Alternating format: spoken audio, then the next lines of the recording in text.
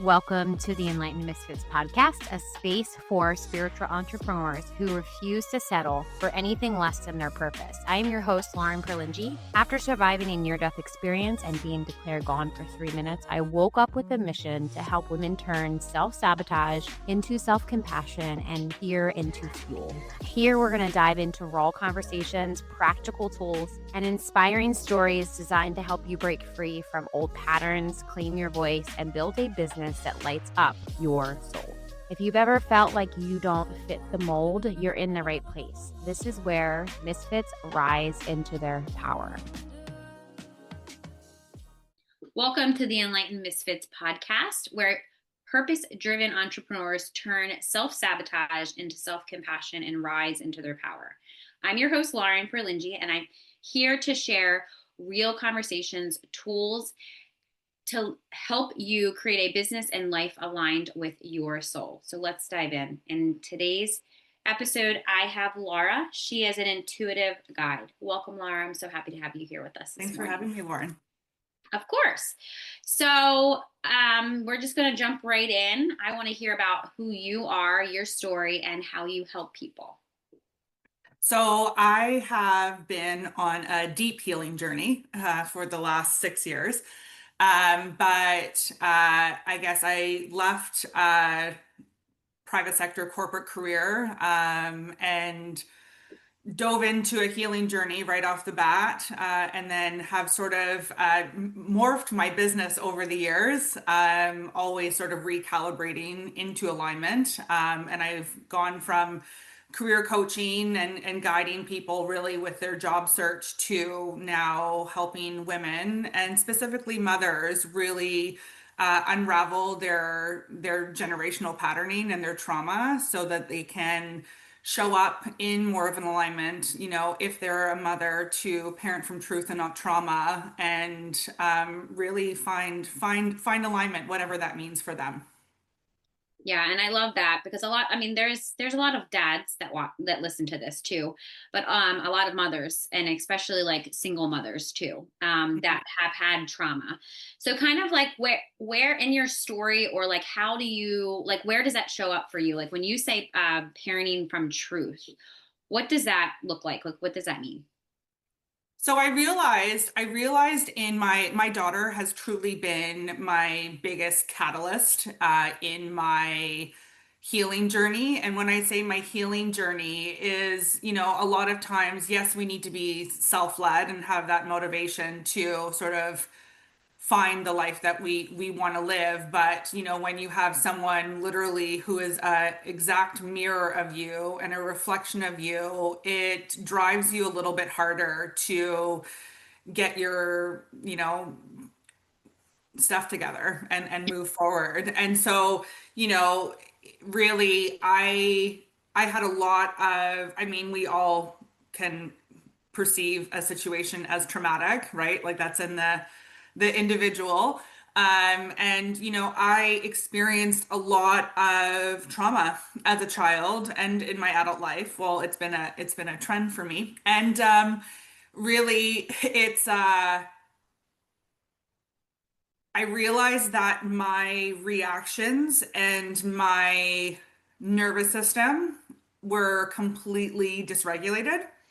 And when I started peeling back the layers of, what I want to take, quote unquote, all my neurodivergent, labels and, all the nervous system regulation stuff, when I start peeling back the layers of like why I react the way I react, why I show up the way I show up, it all stemmed from my childhood and either wanting to do something so far different on the spectrum or caught in the middle. And, we have all the intentions to not be our parents, but when we are in the moment, that is how we react. And I realized I was projecting so much onto my daughter, and I needed to, if her nervous system was out, it's because I can't regulate my own nervous system. Like we lead the way, we lead the way by living the way.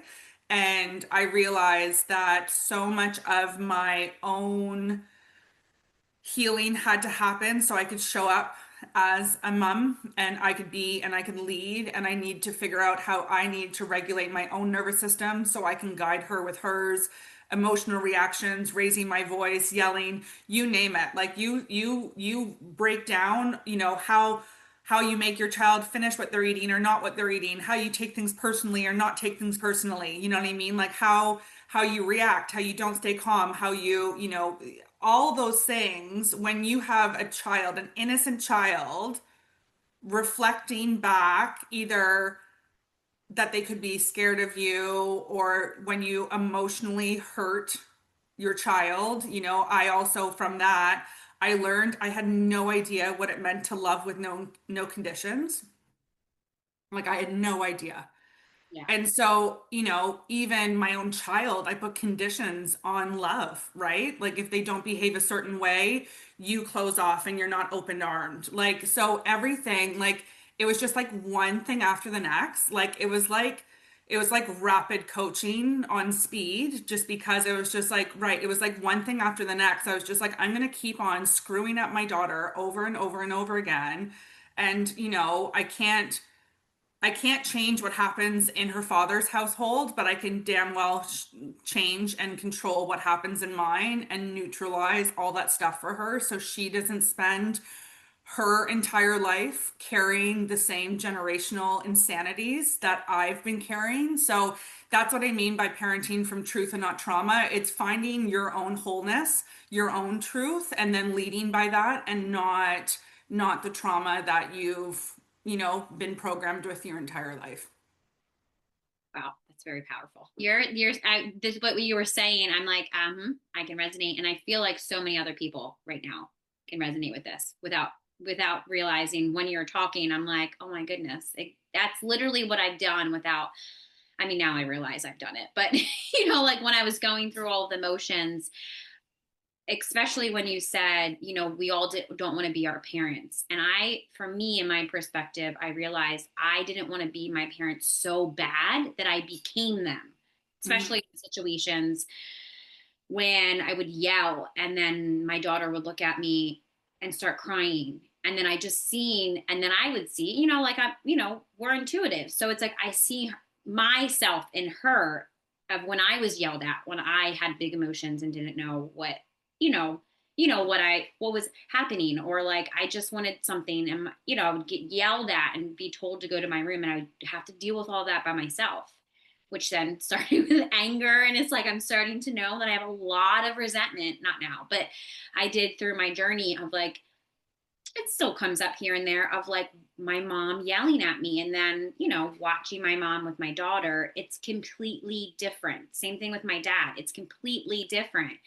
So like jealousy started coming up. Like, why couldn't you treat me that way when I was a kid? I don't want them to treat my daughter like that. So it was like actually seeing it from like an observer perspective. Same thing too. Like I wish I could control or actually get her bio dad to figure out his own healing.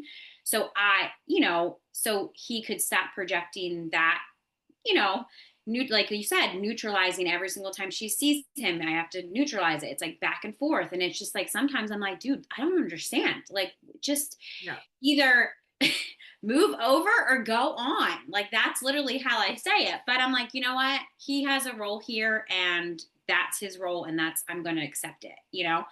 And I feel like a lot of parents can, you know, male or female, whoever you are, dad or mom, there's moms that are like this too. There's dads that are like this, that it's like once you just accept the fact that you're only in control of you and obviously control of your kid too, I feel like, is that the moment, would you say that's what it shifted for you during your journey?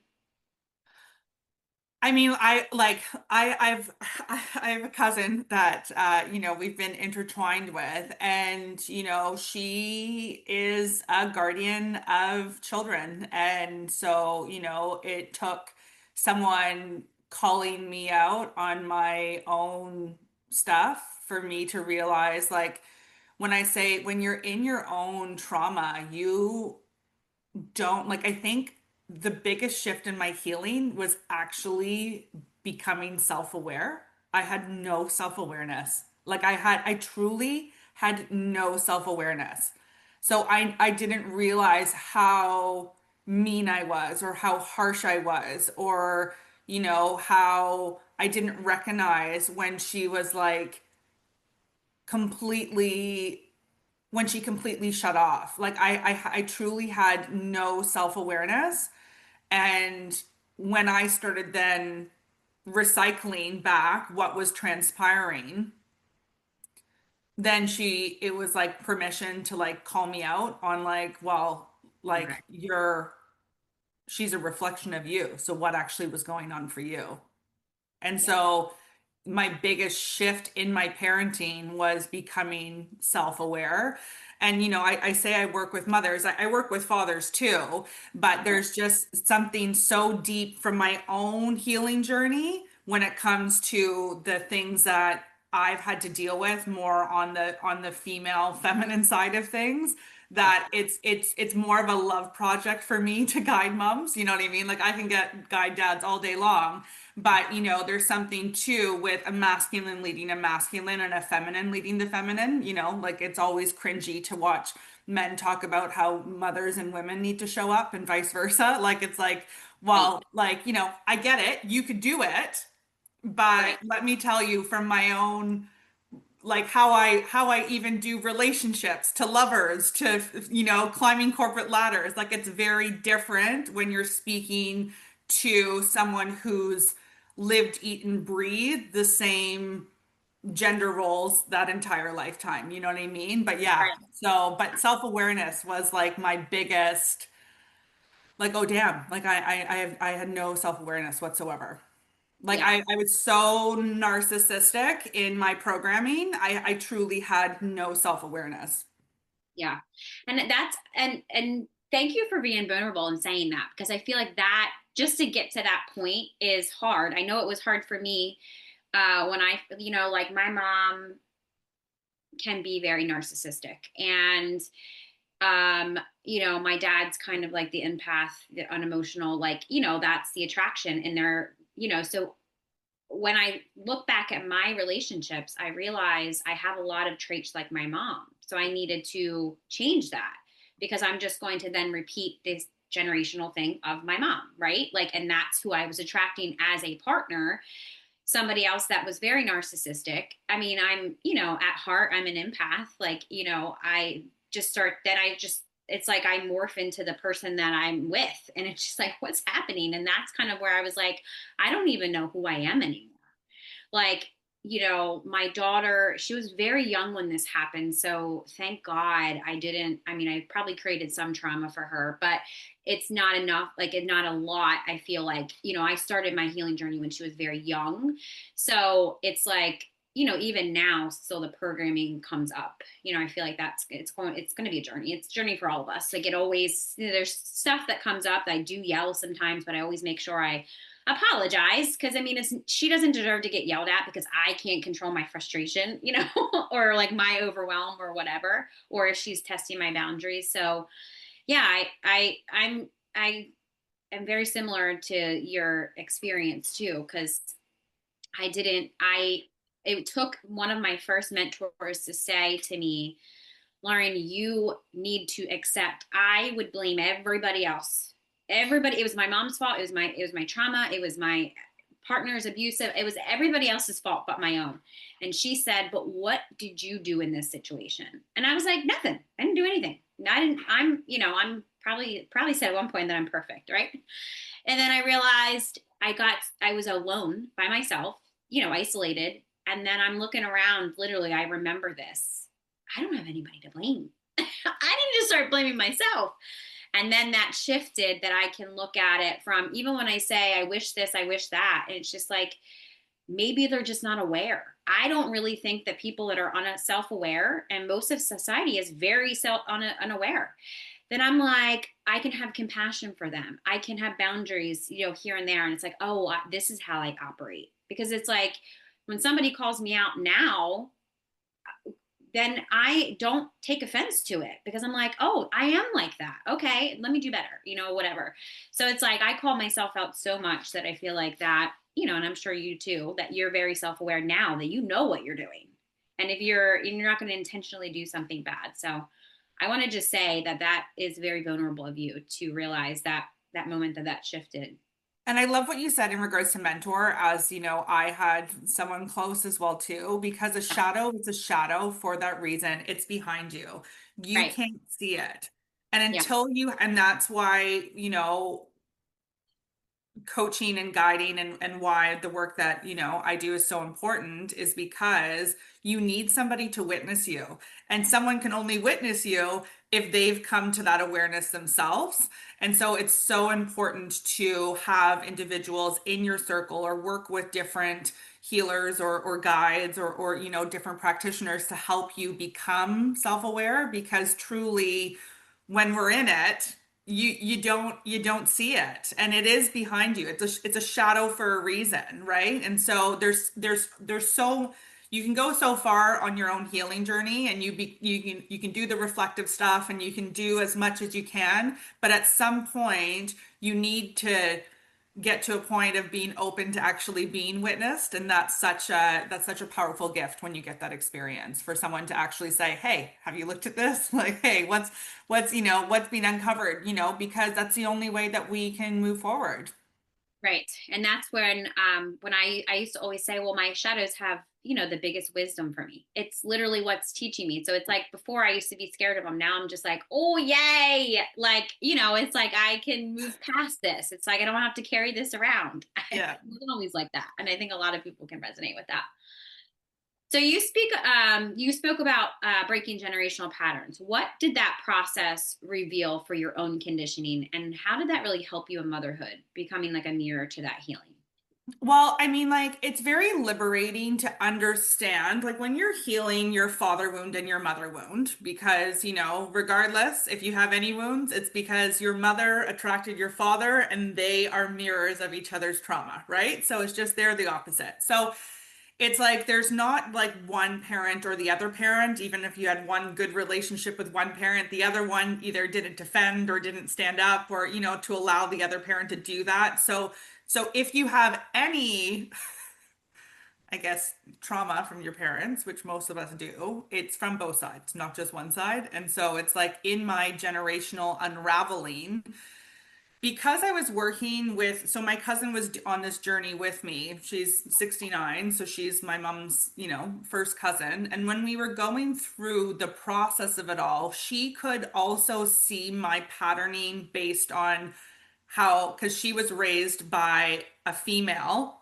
And so it's like she could see how the generations, because I'd be the younger generation, and then my daughter would be so we have three generations that we could see the lineage of generational patterning. And, even in my healing journey of the mother wound, it's very, there's not as much resentment, and there's a little bit more compassion when you understand your parents are just outcome of their parenting. And so you can start going through the lineage of, right, like, cellularly, it's studies have shown that we hold on to 7 generations of cellular memory. So 7 generations of cellular memory. Many of us weren't on the continent that we are on. Most of us went through war. Most of us went through famine. Most of us went through huge cellularly tragic moments. And so when you can see how that carries through the generation, and that all the women, your aunts, your grandparents, that they all carry the same trauma. It's very the more that we know about ourselves, the more grounded and more strong we are in our inner knowing and inner standing of ourselves, and why we are the way that we are. And so when you can do that and you can say, right, okay, she's a product, like, my mother's a product of her mother, and her mother went through this, so that's why she has those mentalities. And you start breaking them down, so it's not as much of a victim villains scenario, and you can sort of more see like the lineage of the insanity and how many generations that's carried on for. Because it's like you're the first generation to experience this, right? Now you're the first generation to maybe be this extreme in different areas, but I mean, you're not the first, right? So and it builds over time. What was maybe easier to deal with became almost impossible to deal with. It's like, you know, programming, body shape, dieting, like, you name it, it happens generationally. Like it's not, it's not been a new concept in how we show up in relationship, how we hold ourselves confidently, what we value and not value. Like, you know what I mean? All those things, those are passed on through the generations. Like you are a product of your lineage. Like, as much as you want to resist it or not, like there'll be threads that pull through that you're like, oh, right. Like I could see how, yeah, my great great grandmother, this is what she experienced. And then you can look at both sides of both sides, both the father side and the mother side, and you're like, okay, right, like that's truly how it sort of has domino effect down to me. So it really helps you understand why you are the way that you are, and then it allows you to not hold so much, I guess, anger or weight onto one person, because, they don't know what they don't know, right? Like Right. it wasn't intentional. Like, yes, they could have made different decisions, but hey, like we're all human. So it's like, it's like, right, this is why that they are the way that they are. They weren't just created like this. Like this is so much bigger than they even realize. So it allows you to have a broader perspective, a shift in perspective, and like it gives you a whole new awareness to your entire life, really. Yeah. Yeah. Thank you for explaining that. I feel like that's specifically when I even now through going through that generational like trauma breaking pretty much. I noticed that my mom, because of my healing, my mom is easier to deal with sometimes. Same thing with my dad. It has shifted my dad too. And I feel like I've looked at it, even my daughter, like how she like watches me interact with my mom or my dad. Because like you said, I've got trauma from both sides. Same thing with what my daughter will do. She's going to get stuff from her dad, her biological dad. She also has a stepdad that stepped up and, is supporting her emotionally, mentally, financially. Like she relies so heavily on him emotionally because she doesn't have that from her dad. So like, I always think to myself, God, she's lucky because, she's doesn't, it could just be that she has me and she has him and that's it. And then, her other support systems, but we're both lucky that I'm in a healthy relationship. And I mean, I say this all the time because then she also has that, oh, this is what healthy looks like, versus this is what I'm going to attract when I get older kind of thing. And that was like my biggest thing. I wanted to heal for my daughter in the beginning and realized, no, I need to heal for myself. Like she was my reflection in the 100%. beginning. Yeah.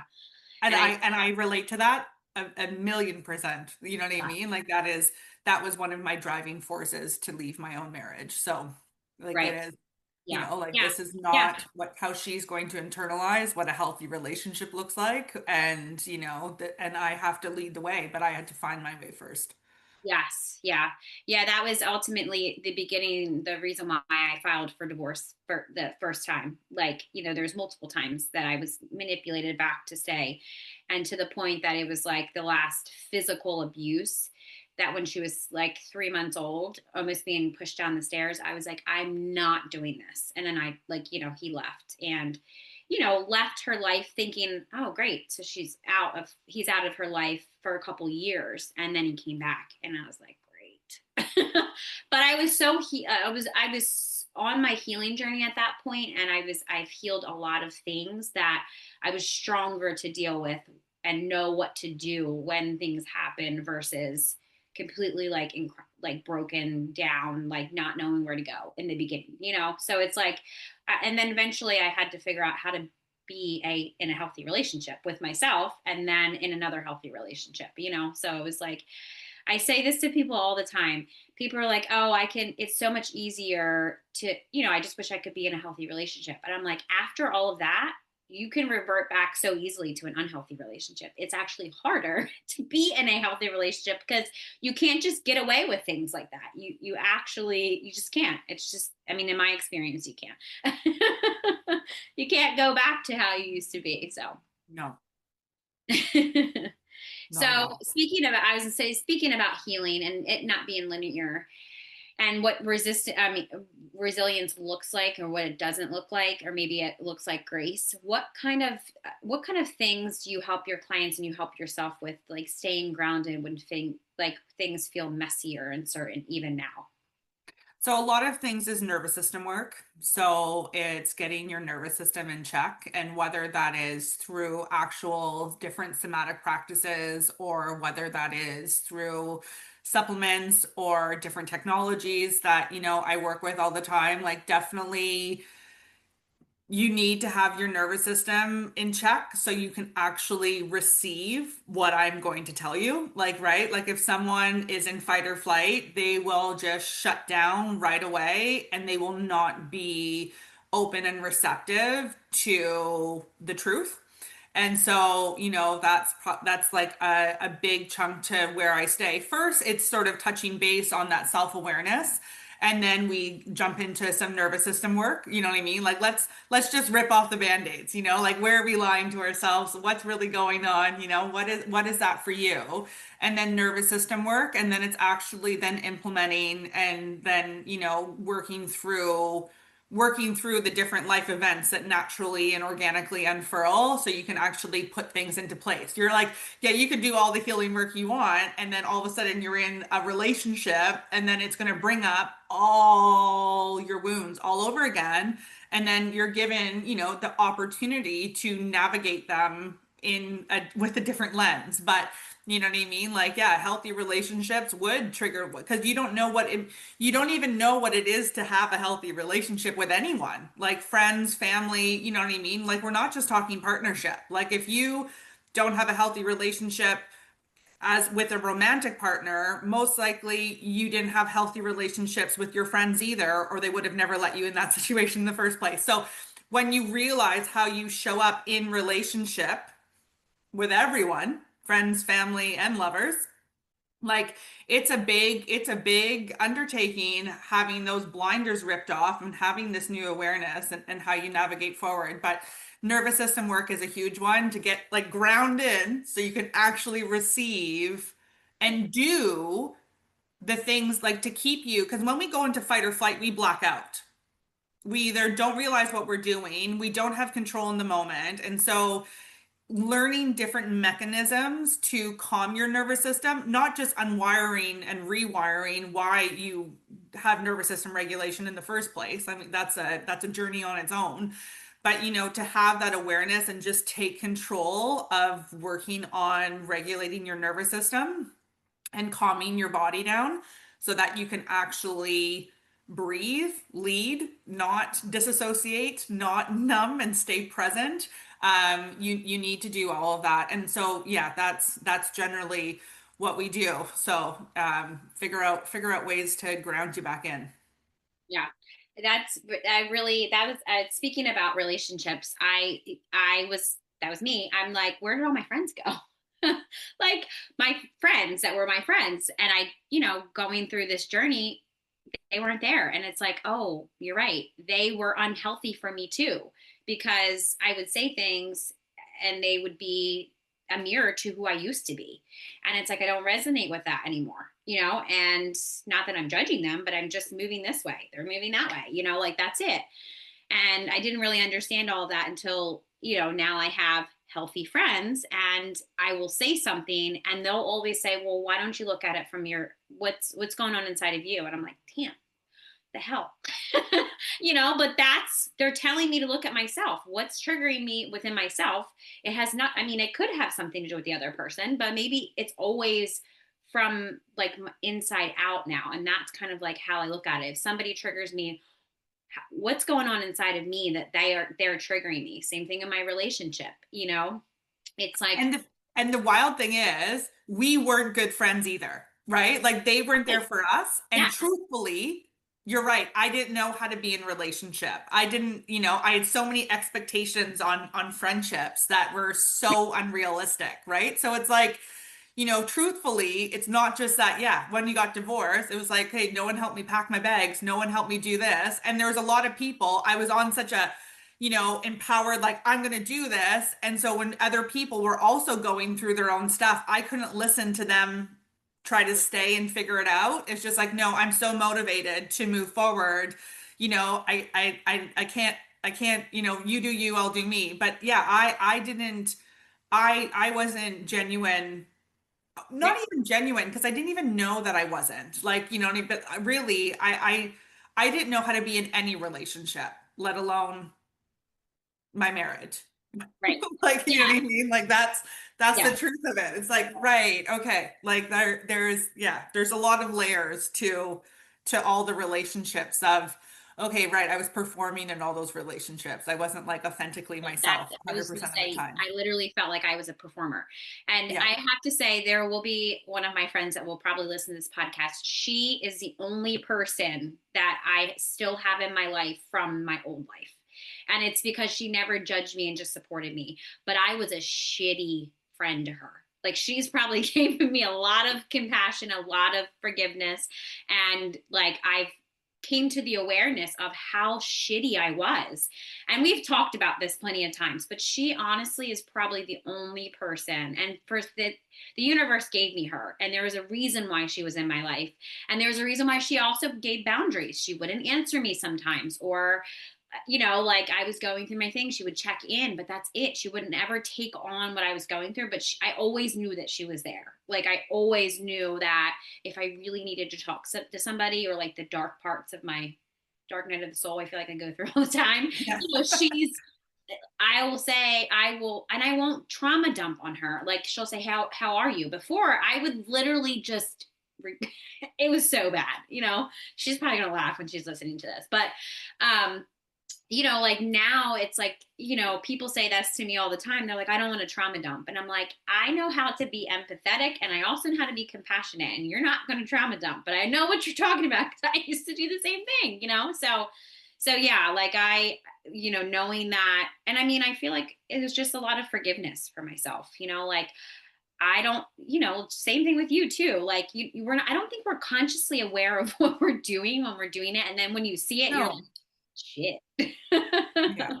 Yeah. Yeah. So anybody listening to that, if you're going through that, then give yourself a lot of compassion, because you Yeah, don't give yourself a know. little bit more grace as you're, you know what I Right. mean? Like Yeah. it's a deep inner standing and inner knowing. It's like, no, no, no, like, right, this is I'm like this because I'm wounded, or I'm like this because, you know what I mean? I've experienced this, and then you get to co-create the reality that you want. Right. Yes. Yes. That's a good reminder. So for women who maybe feel like disconnected or numb right now, what does like falling in love with yourself actually look like in your daily life, or how you help your clients? Ooh. Uh, I mean, like that, the self-worth journey is a big one, because I mean, like, I realized that I had no self-worth, self-love, and self-value, and I truly masked that my entire life. So like simple things is like, I used to just like take my shoes off at the door, and sometimes the back entryway would be like a shoe mess. And then I was brought to the intention, like, okay, Lara, like, if you had to leave your house in emergency, you're a single mom. And if you trip over those shoes and hit your head on your garage door and take yourself out, you've just screwed your family unit. And so it was like little acts of self-care that I never would associate putting shoes away of being in self-care. But like I was so reckless with myself, not having enough gas in my tank, not putting away the shoes, Yeah. not making sure that I'm eating 3 times a day. That's just like the physical activities, and then you're just like, okay, well, myself and my value. I used to need so much external validation because I had no internal confidence in knowing that everything was external. We're not even going to talk about like romantic partnerships and, what I thought of, when it came to like actual physical intimacy. I was just like, I equated physical intimacy with that there was a connection or that there was like, when it never was. Like that's such a, my awareness of the man brain, the female brain, I was driving, totally in my wounded feminine, in my masculine, because that's what I've been conditioned to do, to control. I had no idea I was doing that because I didn't feel safe. Like, like when it comes to like the awareness that I've expanded to, it's just like even from physical intimacy, like like I've gone on a celibacy journey, but not in the sense of doing that intentionally, but more so of I'm never going to potentially risk conceiving another child with anyone when I'm not loved the way I want to be loved and I'm not safe and I'm not in a relationship. And so, I've gone to being promiscuous or having lots of different partners to literally, 15 years of stagnant, besides my marriage. And it's just like, and once again, it's just such a shift in my awareness and seeking external validation and not needing that and being in my own company and loving that and not being codependent. Like you break down the self-love, journey. It literally started one moment at a time. It was just like, dancing with yourself with, naked in your bedroom mirror. Like when it comes to the self-love journey, I mean, it's been a journey, a roller coaster. Right. But I mean, there's so many different layers depending on where you are in your life, in your insecurities, in your in your shadows, and so many people are different, are at different awarenesses and different levels. So yeah, it's all different, but I mean truly, when you break down, you're like, whoa, right, I truly do not give myself, or I've never, given myself true self-worth, self-value, and self-love. It's quite shocking when you have been this very confident person, successful person, what society deems as successful. Like, you know what I mean? Like it's very wild to sort of like strip down it and realize that because it was all performance, there was no self-love, self-worth, and self-value. It was constantly performing to please or appease someone else, or to be accepted by someone else, or to be chosen, to be loved, not to be abandoned. Like when you actually like break down all those things, the self-judgment, the self-shame, like you name it. Like let's take a scroll out and talk about like the wild journey it was back to self. Like that, it's been a ride. Yeah. And just by you saying all of that, here's my checklist. I'm like, yep, yep, yep.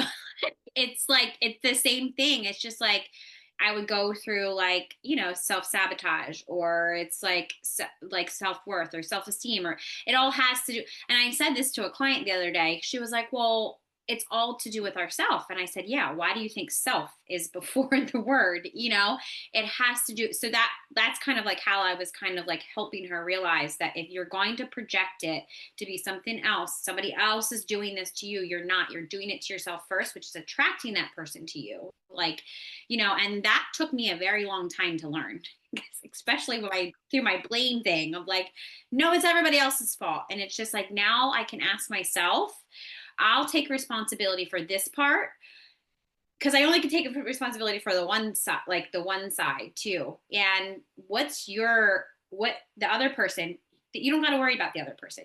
So I think that that's really powerful when you say, especially intimacy, which I am just kind of learning about this past year, especially in this, in my marriage now, that it tons of stuff are coming up, and I'm like, here we go, let's go, like here we go. But I didn't realize that, you just said it too about the intimacy, how wounded I was in that. through Well, all of both emotional intimacy and vulnerability and physical intimacy, right? Like intimacy is so, I mean, it's such a big umbrella. But yeah, like I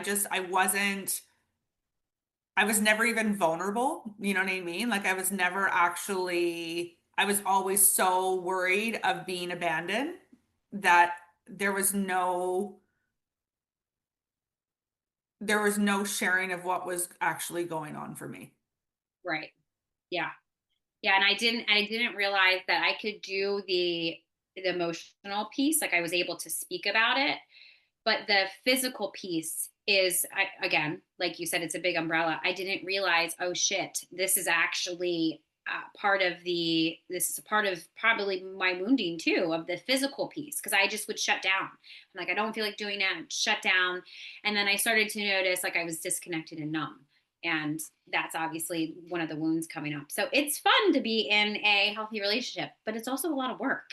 At the Well, end. I mean, the beautiful thing is when you're in that healthy relationship, you're safe to explore all those different things. You know what I Right. mean? Like Yeah. it was such a wild concept when I was talking to when I was talking to someone and they were just like, "Oh, well, you know, like I've never been physically intimate ever thinking about the other partner's enjoyment of it." And I was like, Yeah. I like and once again, because that's performing, I've only known physical Right. intimacy as performance. I've never been physically intimate without ever thinking in the act, what would they enjoy or not enjoy? The second I put it outside of me, I'm performing. And so even so it's like, yeah, like everything I've done has been to please, you know, lead to more likes, like you name it. Like it was never when you break it down, you're like, ah, you know, would you actually do all those things just for your own sheer enjoyment and not even think about theirs? I was just like, I don't know. I don't know if I've ever done that before, just for my own enjoyment of it without even thinking, will they enjoy it? So that's why I'm going to do it. Like, it was just such a head, like, you know what I mean? Like, I was like, oh, right. Like, I can't say I have. And so it's just like, you know, like, yes, okay, sometimes you're caught up in the moment and you're just doing things, but like, you know what I mean? Like most of the time, at some point, there was still that knowing, Yeah.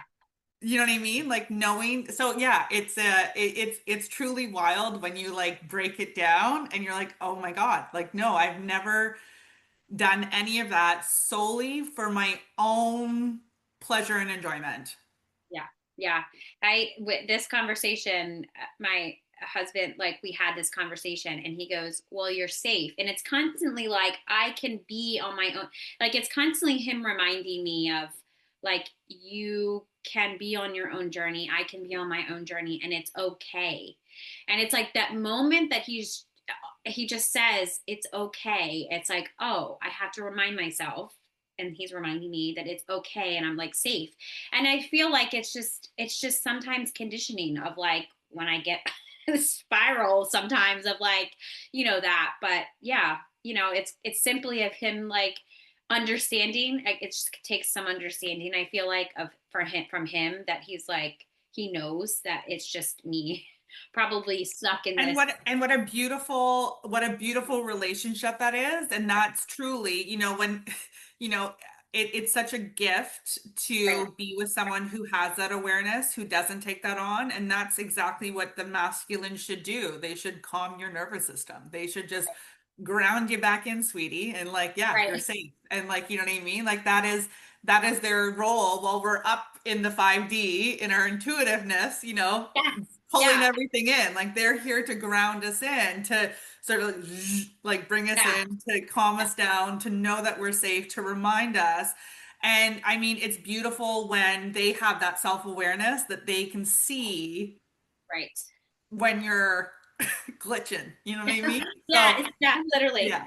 literally. He goes, "Okay, stop being delusional. Come back to earth." And I'm like, "Okay," but it's like, and it's fun, and he makes it like funny, but at the same time, I was going through my own whatever. And lately he is just very patient, that he actually teaches me I need to be more patient, you know? So it's like, I try to look at him as like a mirror of like, you know, of course he has his own stuff that he's going through and like his own shit and, you know, his wounded masculine, his wounded feminine, you know, all of that. But it just seems like I want to be more patient. And then I don't tell the universe that because I don't need any more lessons of not being patient. I learned that the hard way.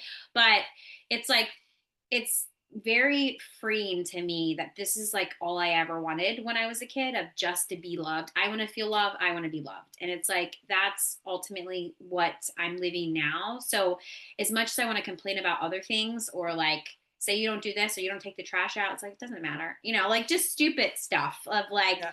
you didn't take the trash out, you don't ever take the trash out. It's like, that stuff is stupid, you know, like when it's like deeper on an emotional level, I feel like that's ultimately what I wanted to get to. So I wish it for everybody too. I feel like, and I feel like every little girl's desire is to be, I think whoever you are, you just want to be loved and feel loved, you know, like ultimately that's our goal at the end of the day. But the So wild thing is most of us get trapped in what that looks like, not what that feels like. And that's the journey, right? What does it feel like to be loved the way you want to be loved?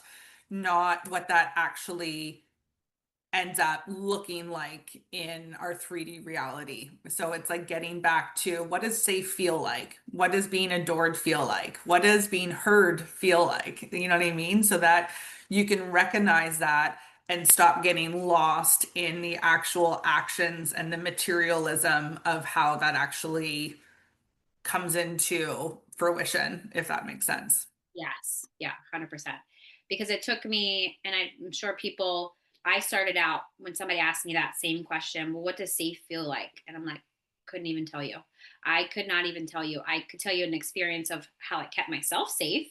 And then that was like, oh, okay. You know, like, so, you know, some people can't even tell you what safe feels like or what that feels like. And again, that's the journey of it. And I feel like there's always, it's going to constantly be a journey. I think that that's like really important for people to know. It's like, you know, just because my reality looks different than somebody else's or your reality looks different than somebody else's, it doesn't necessarily mean that it's not a journey, because it's not, it's a roller coaster for me anyway, you know? So yeah, that definitely is like important too. So I could talk about this all day, but before before we wrap up, when you guide women to lead from like presence, not performance, what are some like feminine aligned leadership? Like, what does that look like, and what does it feel like living in your truth? I mean, it's so light. Like it, like what what does it look like? What does it feel like? Like it's when we start just even intuitively like accepting what's going on, like, and once again, like let's talk about eating, like, you know what I mean, like when we have a specific cycle, when you can sort of say, right, I'm really craving cinnamon, or I'm really craving baked goods, okay, it's around this time of the month, or whatever the case is. When you can start even intuitively allowing yourself and embracing what your body physically is asking for, it's empowering, instead of like suppressing it and saying, no, it's not. It's like, no, if you need to rest, you need to rest, embrace it. Like, you know what I mean? Like, start actually living attuned to what you're saying. Because it's not just when I say presence over performance, the second it's like, okay, well, does that bring me joy? Or does that, does my face light up and say, yeah, I totally want to do this? Or am I cringing? You know what I mean? And sometimes, like, start asking yourself questions in the mirror and watching your face react. You know what I mean? Like, are you lying? Are you not? Like I always say, to take a pen and paper, pencil and paper is the best, and start writing it out, because it's so hard to write out a lie. We can voice note a lie, we can text a lie, you know what I mean? But when you're actually have a physical pen and paper or a pencil and paper, if you're scribing with your hand, you'll notice when you start lying to yourself, like your writing looks sloppy, you can't really see it, you know what I mean? Like it's hard to actually physically write it if it's not a truth deep down cellularly. So Yeah. truly it's, you know, in your everyday moment, is it a should, could, would? If it's any of those, it's not aligned. You know what I mean? Like I want this, you know what I mean? Great. I have to do this, you know, I could do this, I should do this. Like you're once again like, no, you don't need to do any of that. Like what's your body actually calling you to do? Like if you get lost in what you think that you should be doing, you're out of alignment and you're into performance. You know what I mean? Like I want to do this, I get to do this, like, you know, rewiring your perception and your excitement around taking action in your daily activities. But no, it's like it's very freeing to start actually throwing out everything that you know. And it could go as simple as like, let's just follow your eating patterns for a month and see where you go and how present you are with actually what you're consuming. You know, like what about, you know, your sleep patterns? Like just actually being present in the moment and catching yourself in our stories that we've programmed ourselves to believe. You know, it's quite powerful. So yeah, everyday moments, breaking it down, you'll realize that you're on someone else's narrative and someone else's programming instead of your own. So yeah, from food to work to, you know, relationship, you know what I mean? Like all of the above, you know, when you do what aligns with you and what feels good for you, everything starts to change, and everything is very, it's almost like you cast a spotlight right on your life with things that you aren't actually in alignment with. Yeah. Yeah. Thank you for that reminder. Where can people find you? The easiest way is to connect with me through my website, so www.larabokovay.com, but also on any single social media platform, I'm there. Lara Yeah. Bokovay, one and And only. I will make sure that all of her links are below. If you're watching this on YouTube or you're listening to this, they'll be below in the description box. Well, thank you for joining us on today's episode on the Enlightened Misfits podcast. If you enjoyed today's episode, don't forget to subscribe, leave a review, and share this episode with somebody that you feel that would gain knowledge from listening. Thank you so much for listening to Enlightened Misfits podcast. Join me inside of the Enlightened Misfits Sisterhood. It's our community for spiritual entrepreneurs rising into purpose. You can connect with me about that on Instagram, below the link below in the show notes as well. I hope you have an amazing rest of your week, and I will see you next time. If today's episode spoke to you and you're ready to rise with support, I'd love to invite you in to the Enlightened Misfits Sisterhood, a sacred community for spiritual entrepreneurs to heal, grow, and lead with purpose. You can join us by using the link below in the show notes or connecting with me over on Facebook or Instagram at The Mermaid Light. If you loved today's episode, subscribe, share, and leave a review. This helps support us reach more women who are ready to rise. Remember, your journey isn't about fitting in. It's about embracing the truth of who you are. Until next time, stay inspired, stay aligned, and keep creating your extraordinary path. This is Lauren, and you've been listening to the Enlightened Misfits podcast.